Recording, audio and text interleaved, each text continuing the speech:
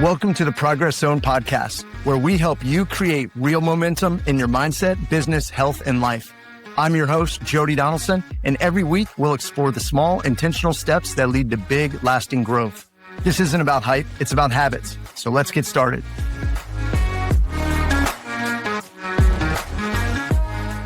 Well, hey everyone, welcome back to the Progress Zone. Today's conversation is about something I think a lot of people might misunderstand. We tend to think of building a business as one thing and building a life as something separate. But for my guest today, the two were never separate at all. She built a company while raising two boys on her own, and she named that company after them. My guest today is Sallie Lord, the founder and owner of GreyHunt Interiors. She's an award-winning interior designer whose work has been featured in Architectural Digest, Southern Living, HGTV, and beyond. She's built her firm from a single studio in Virginia into a national business with offices in Virginia, Indianapolis, and even a designer in London.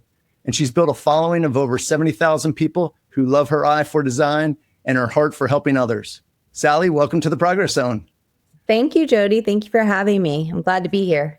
Well, I love your story and what you've built. And so I just felt like this was a great opportunity to hear a little bit more and learn about it. And for folks that are meeting you for the first time today, can you just take us back a little bit and where did your love of design actually begin?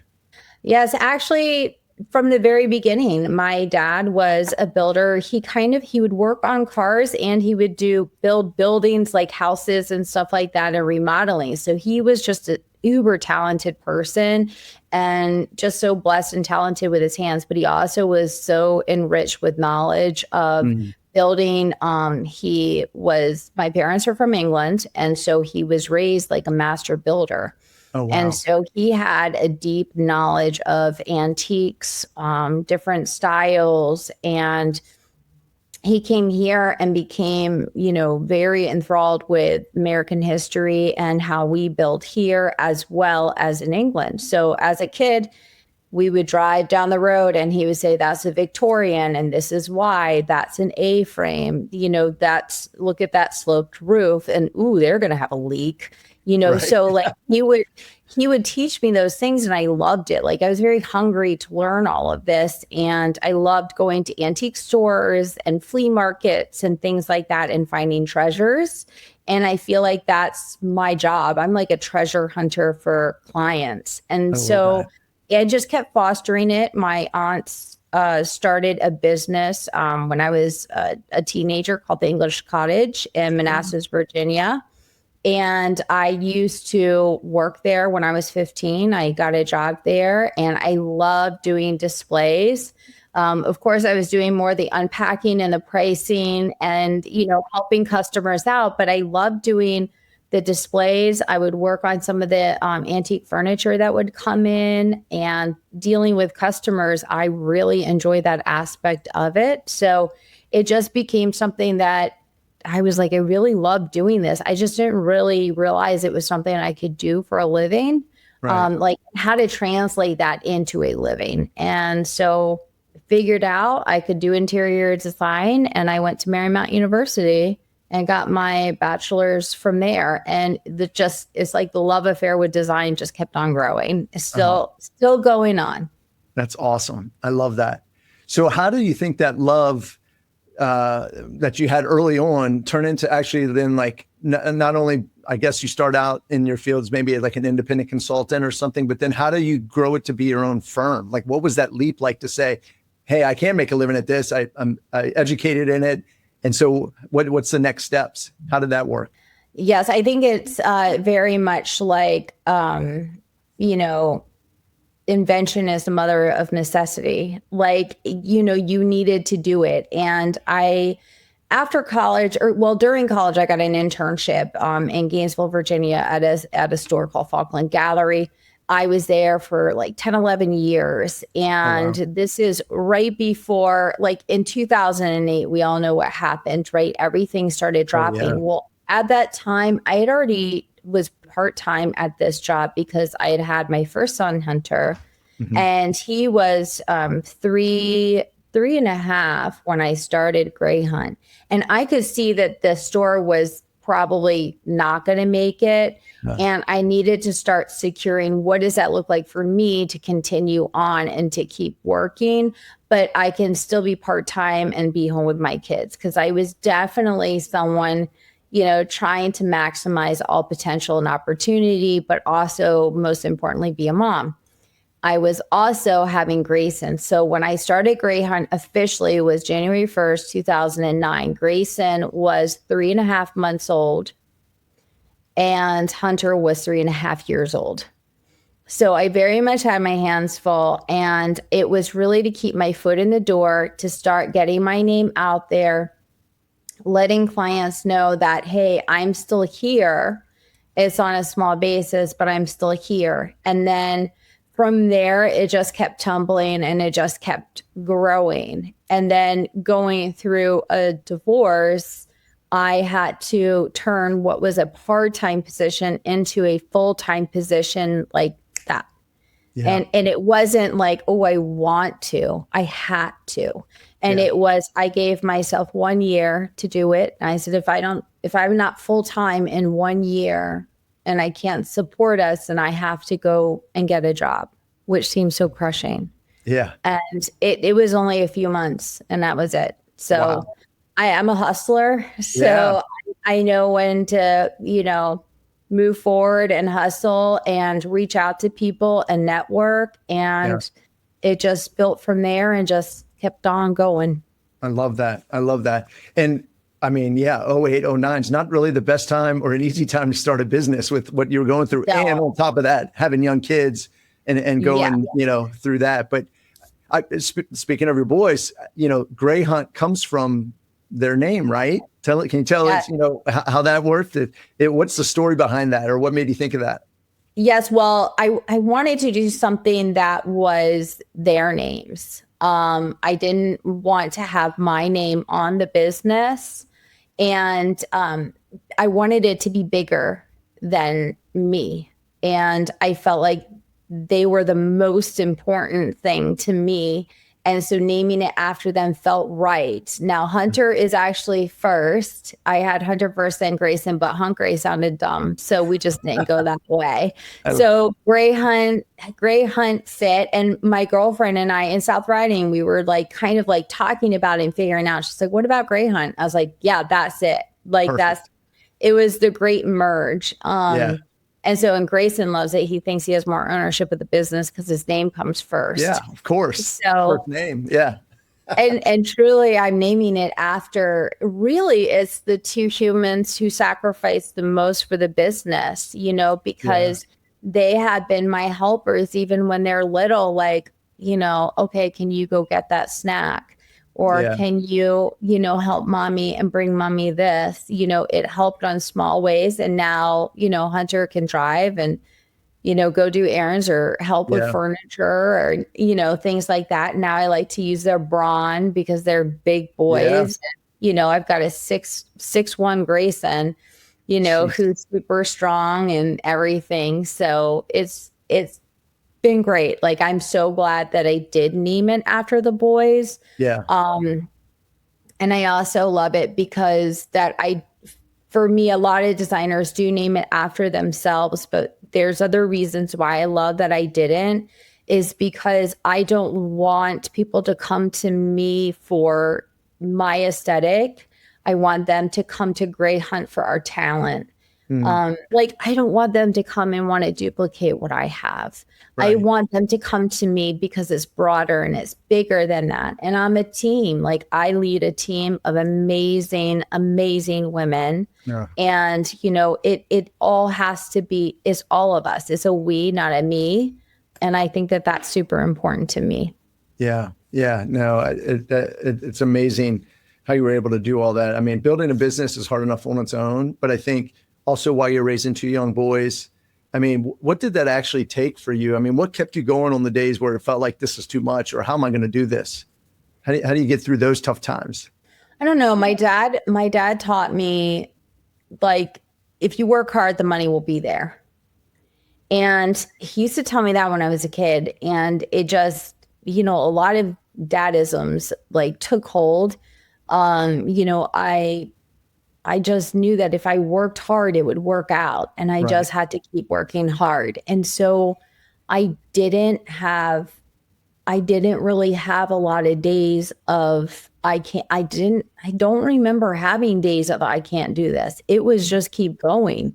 I wasn't raised with the mentality to stop. I was a gymnast and you keep going until you Yeah. get that move. You just keep plugging away at doing it. And so I did that. And then if, I was ever discouraged from something, if someone told me I couldn't do something, thank you for that gift. Yeah. I'm going to do more it power. in circles. Yes, exactly. Yeah. And so, I'm very motivated by competing with myself.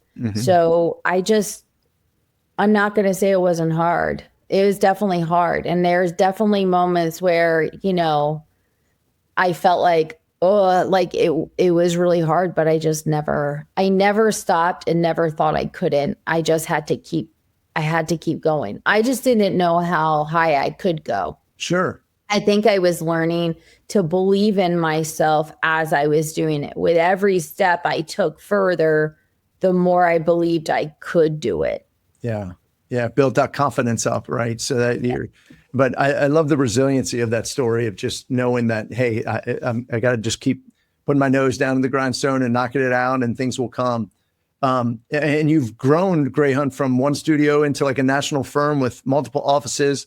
What did it take to actually scale a creative business like yours? Like, what did you have to learn the hard way? Because I feel like folks come to you for you.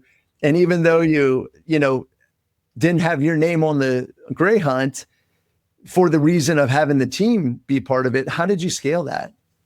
Just like in 2009, basically end of 2008, 2009, what most would think would be the most inopportune time to start a business, I started GreyHunt. And, again, I just had a baby and all of that.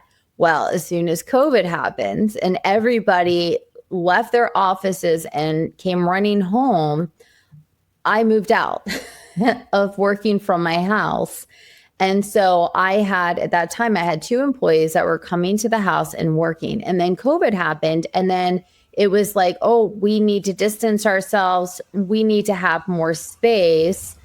And so what happened was I decided I needed to move out to provide that safe feeling for them, that we could have more distance in between us. And then from there, it was like the business actually started growing because COVID ended up, at first it was scary. The whole world halted and that was that. And it was like, now what? Yeah. But then everybody came home and then everyone's like, my house isn't this, my house isn't that. Right. I can't do this. My kids are screaming. I have nowhere to go. I don't have an office at home. And then it was like, my kids need somewhere to do homework. I need a place to work and do calls. And so all of a sudden, people realized how incredibly valuable their houses were and the real estate within their house. And it wasn't just that they all needed like home workspaces. They needed to have a place to decompress. They needed to have their restaurant. They needed to have their bar. They needed to have their library. They needed to have they needed their home to be a community for their family. Yeah. They needed it to be everything. And so then it became really diving deep into home experiences. And it really kind of led to a different level of design and really just the businesses. I mean, we were dying in a different way. We were so busy, we couldn't keep up. I mean, we were exhausted. Like all designers, all my designer friends were like, and contractors, tilers, electricians, it was wild. So it's evening out now. It's starting to even out and get back to normal. But that really helped to grow, to get more employees in Virginia and, really to expand, because as our business was expanding, we wanted our processes to expand. And there was a lot more like kind of red tape and minutia with ordering products because of COVID, with delays and tracking and stuff like that. And it wasn't something that like I could keep on top of. Like, this is where you realize, like, where is your talent? Where is it best to spend your time? And then can you hire someone to support you to do what you do? And they do this better than you. And trust me, ordering, they do better than me. So so that's how that happened. And then the quick story of I met a wonderful dream man in New York 10 years ago, and, you know, fell in love, and he lived in another state. And so here is the expansion of GreyHunt, you know, opening up another design studio here in Indianapolis area. And how do you do that? Like, how do you, like, that was the big question. Like, how do I do this? How do I start all over again as a seasoned designer in a completely new community? And the crazy thing is, this community is on fire with design, like with architects and builders and designers. I mean, this is a mecca, and I had no idea. And I knew that moving to a new place, I needed to drop myself in the middle of everything so I could learn as fast as I could who people were, what was going on, and to be in the know. So I got my space at the Indiana Design Center. And it's in the art and design districts of Carmel, Indiana, which is like the #1 place to live in the US. And it is beautiful there. And it was perfect. I have a huge network here now. So, and then I just started growing. Yeah. Well, I think a lot of creative people are amazing at their craft, right? But they struggle with the business side. How did you figure out that entrepreneurship part of running a design firm? Because you kind of almost have to take your designer hat off and be the CEO at some point. And so how did that happen? I feel like I wear a lot of different hats. There's a woman, Luana Guerra. She does a design podcast, and one of the things that she says is it's not enough to be a talented designer. You have to be good at business too, and it's so true. And I think that, like, for me, I love business.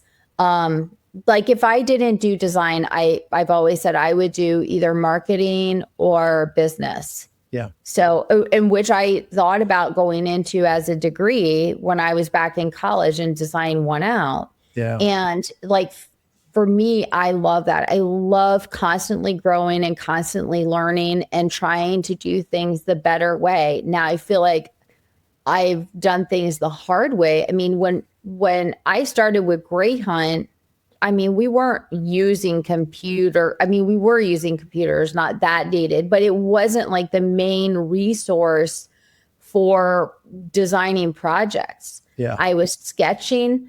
I was physically going to places, gathering samples, taking them to clients. And it's just we just don't do it like that anymore. Right. Like, we go to market, we go see it all, and everything's online, because for the most part, a lot of the small vendors that used to carry these products got swallowed up, you know, because online business killed them. So that means you have to trust that designer, you know, that they know products and stuff like that. But I mean, I was able to, you know, figure out, what do I need to do here to grow? What, you know, like, going to the design center was probably the smartest move I made, to drop myself in the middle of it. Sounds like a perfect spot.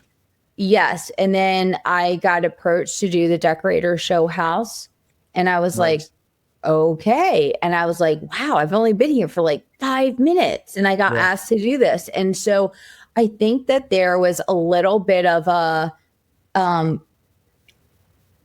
an interest in me, because I was a new kid in town, and she's different. She's got a different flair. And so some people really like glommed onto that and excited about it, that this new look, like, they're like, you don't look like Indiana. And I'm like, what does Indiana look like? Yeah. Like, what is that? I think that that's so fun, but it was starting to make those relationships. And the more I put myself out there and doing panels, I have networked my tushy off. I say I kind of gained the freshman 15 because I networked so much and had so much wine and dinner that I was like, oh. Yes. So I gained a freshman 15 when I moved here, just networking so much. Yeah. Immersing yourself in the community, like you said. I mean, I think that's so key. I think a lot of folks don't realize how important that is, especially for small business and for, like you said, someone who hasn't been in that market, right? So, but I love something too that I read about your philosophy somewhere, that like you're big on collaboration over competition. And I think in an industry that could be really probably cutthroat, you've built a group of designers who actually help each other. Tell me a little bit about that.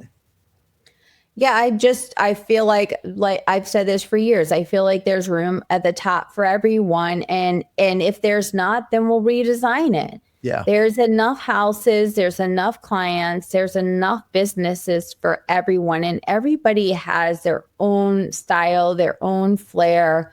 And it could be, in talent and design. It could be the way that they run their business. It could be their bedside manner. It could be anything, above, but everybody should be supporting one another and encouraging. Great. Like there's no reason not to. And you're only really ruining yourself if you miss out on that opportunity. I mean, I just had coffee, one of my networking things. I just had coffee this morning with a designer, who wanted to ask me questions and stuff like that. And so, I had one yesterday with a woman who is 42 and is thinking about becoming an interior designer. She works for the state, but she's just not happy doing it. And I'm honored to be that person that someone feels comfortable enough to come to and talk to and ask. And they could be viewed as a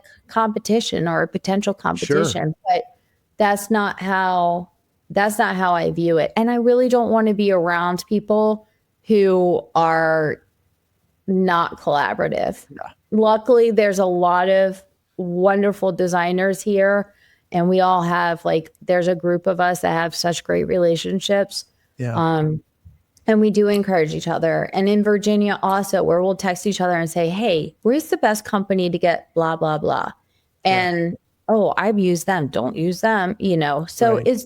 It's really a wonderful resource, and it's fulfilling to help others because they will help you right back in a different time. So I just believe in that. And I definitely am very big into women in business. And I think that's, when you are a small woman in business, it really does matter to encourage others, because it can be so darn hard to grow it and so scary.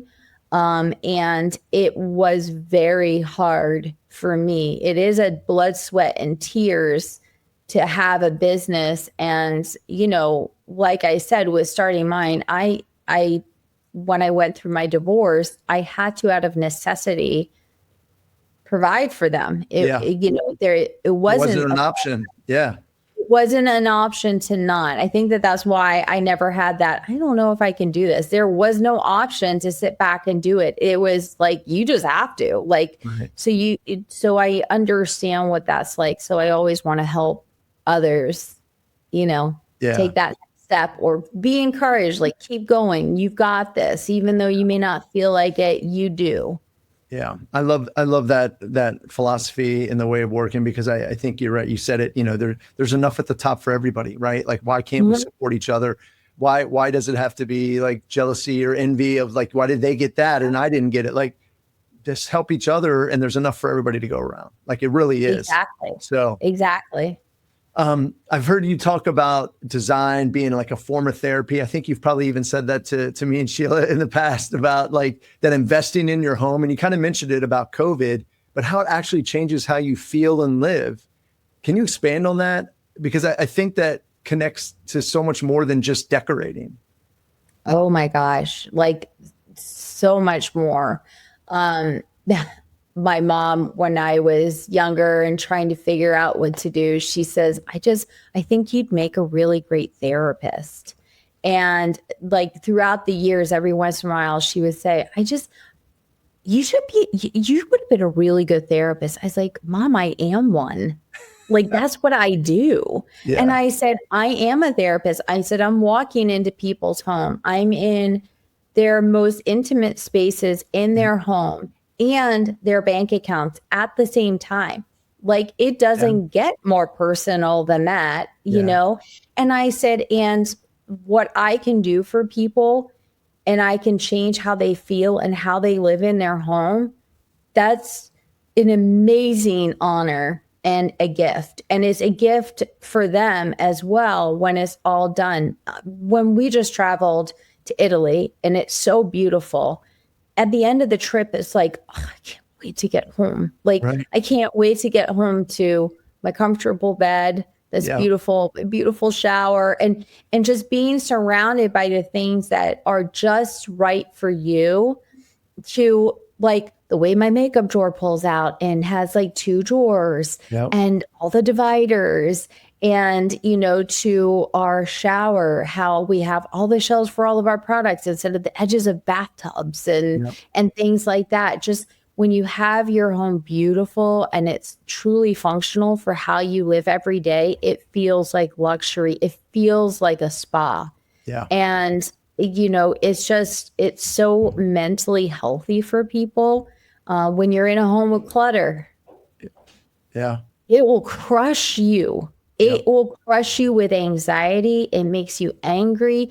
It is like a constant, and you can't get out of it. Where an organization, when you have it all organized and it looks beautiful and everything has its place because it's made for you and your needs, it's like it's like you can breathe. I mean, it's so just true. So healthy for people to have that in their environment. And so I really believe in what we do. I really believe in the difference that we can make. And I have been in homes where clients, like, their chests are all puffed out because their house is done and they're so proud of their homes and they want to share and they want to, like, look at this and look at this. You know, I've been to those like parties or events at homes where they're clients, and it makes me feel so good because they're so proud and I can see it, you know, and I've had clients cry. I've had everything. And it's really amazing what design can do. And I think it's so undervalued. And it's one of those things that you don't know until you know.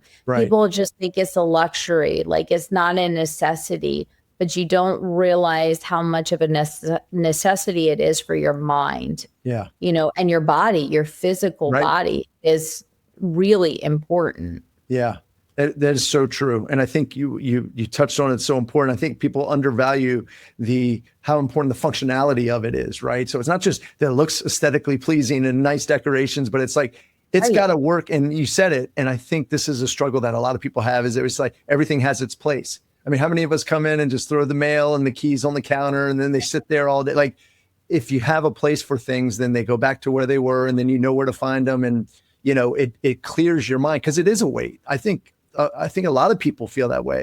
I know maybe it's just the age I'm at now, where I'm still trying to declutter, and it's like never enough, because it's kind of like you've accumulated all this stuff over time.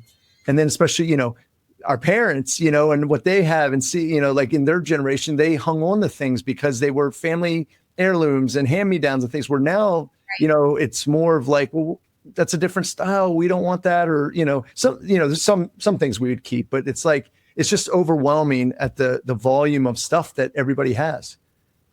It is. And that's the thing is that, you know, our parents, like for our age, our parents are coming from, you know, the Depression, or their parents are from the Depression. And so they held on to everything because you didn't know if you could get it again.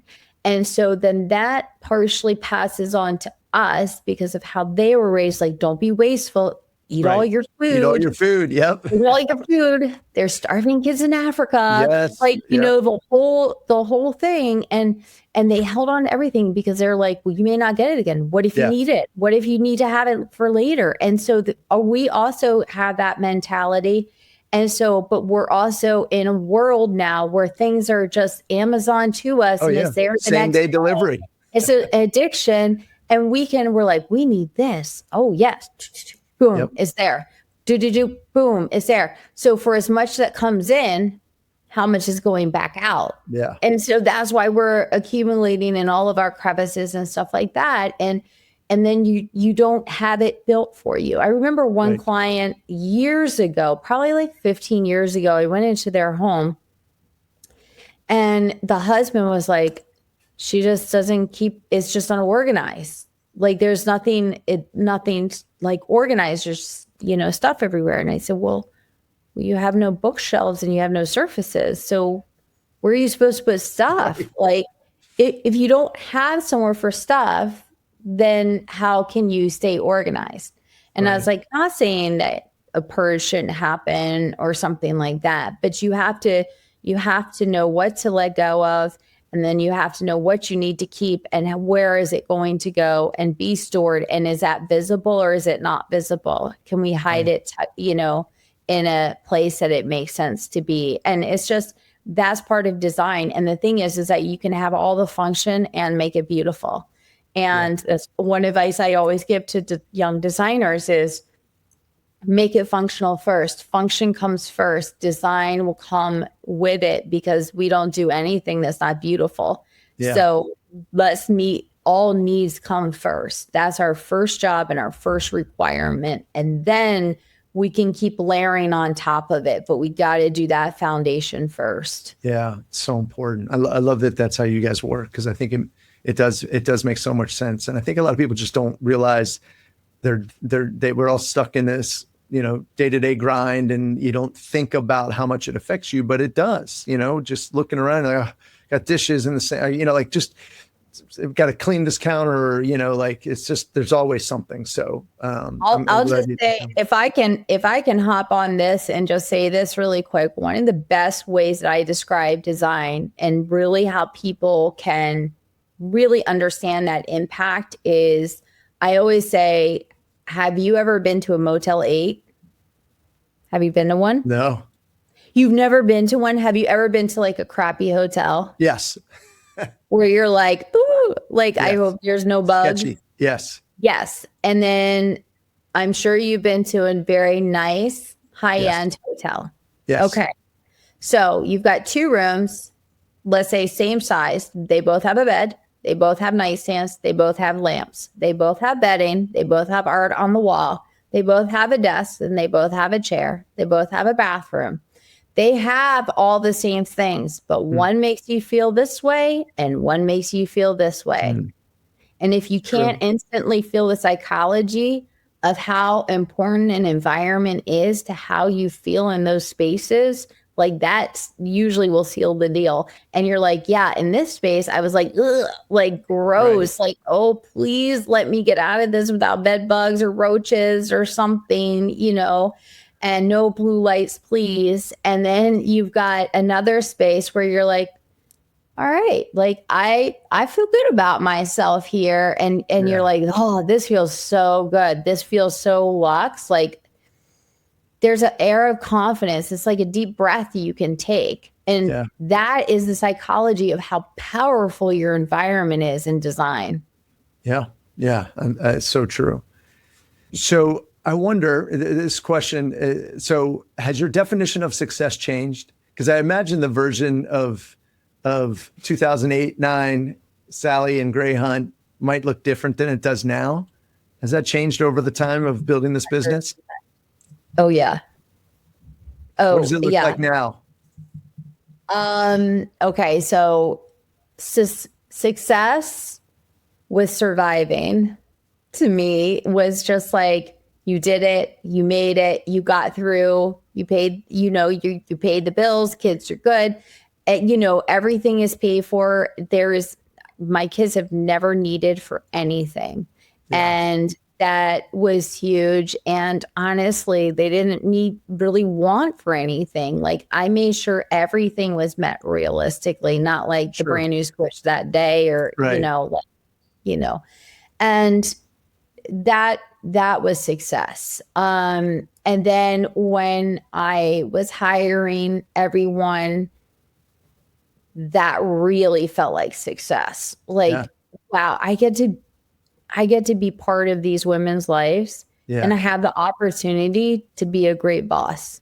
And, that's success. Now I'm getting to the point where it's like my chase of the success is officially getting to the point where I can have that better balance. So now my next carrot is the time, like preserving that time to enjoy this success. That will be that's the success I'm after now. And what I work towards, because now it's, I feel so confident like in my team. And I think that I'm a good leader and that I can reach in. I have my hands in everything. I know everything that's going on. But there's some things like on like orders and stuff like I don't need to know all the ins and outs of that stuff. And I have a great people. So where I can start pulling back on those to save more time for my family, because, I always say it's so unfair. You have to work so hard when the kids are little, and that's when they need you the most. And then by the time that they're ready to fly away, that's when you're like, well, I have some time now. And it's like, oh, I just want to go back and I do it again. And I feel like it's like this joke that the universe plays on us, that we have to hustle so hard when they're little. And it's like, could we have just had the success part then and then just enjoy it with them, and then I'll work later when they're gone at college and moving on and stuff. So to me, that's success now. That's the definition I'm going after, is to have the luxury of time to really enjoy the success. That's the one thing we don't get back, right? Time. It's so key. So you've mentioned it, your boys, obviously a huge part of this story. Your business literally has their name, but what do you hope they take away from watching you build all this? I definitely know that the kids understand what hard work looks like. And I want them to see, like, I know that they have seen that and they understand what it can take, and they know how to persevere through things from example. I also think that my kids have learned, like Hunter says, I want to have a better balance when I'm older. Okay. Right. Yeah. Okay. So I think that that they have learned that. I think that they've learned to appreciate nice things and be mindful and respectful of it. And I've also taught them that things are things. They're just things. People come first.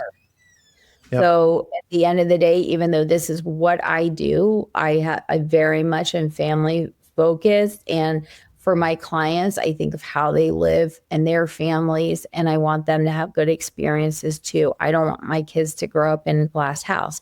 I also don't want them to be disgusting and wild animals. So they've learned that. Yes. So they've learned that balance of where to actually prioritize these things in life. But I think that it's putting heart and soul into what you do. And it is hard work what I do, but I also really love what I do. So, and that's a gift. And I want them to have that too. I want them to go after what they want to do. Right. Well, and I bet you they feel, like the way you have built this, the way you work, all those great lessons. I mean, I think it is a great legacy that you're leaving for them of how you've done this. Kudos to you, because I think it's you've been a great example.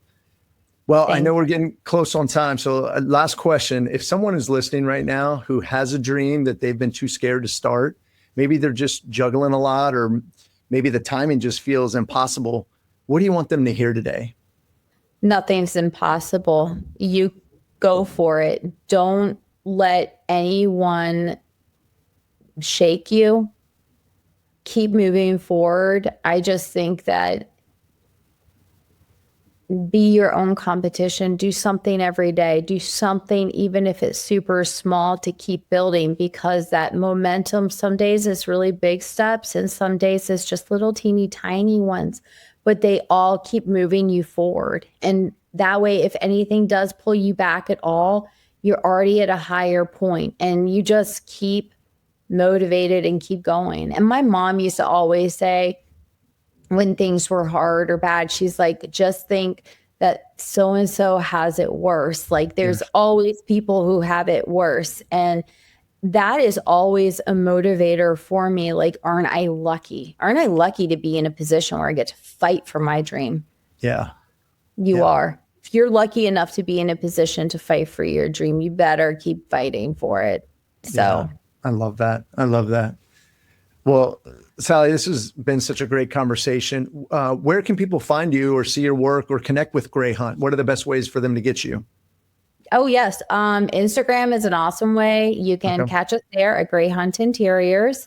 And feel free to message me. So if anyone needs a cheerleader and they're feeling discouraged in what they're doing, I assure you, I will tell you how to keep on going. You can get us there. And also our website is GreyHuntInteriors.com. You can always go and reach us through the contact page and get to us that way. That will email directly to us. So that's the best way to get us. And, we're always available. We're in Virginia. We're in the IDC, the Design Center in Carmel, Indiana, but we go everywhere. So yeah, that's awesome. Well, we'll make sure we put all those links in the show notes so folks can look you up and find out more about you. But just thank you again for being here. I really love this conversation and appreciate you and your friendship and just, rooting for you to keep going, because I just love how you've built this and the way you have done it, which I think is super special. So kudos. Thank you so much, Jody. I so appreciate it. Yeah. Well, and listeners, if this episode inspired you, just share it with someone who's been holding back on starting something of their own. Maybe it's a single parent. Maybe it's someone who just thinks the timing isn't right, because Sallie's story is proof that it can be done. So just keep showing up and keep doing the work and keep making progress. And I'll see you next time inside the Progress Zone. Thanks for joining me in the Progress Zone. If today's episode gave you a spark, share it with a friend, subscribe, or leave a quick review. And remember, progress isn't about being perfect. It's about showing up.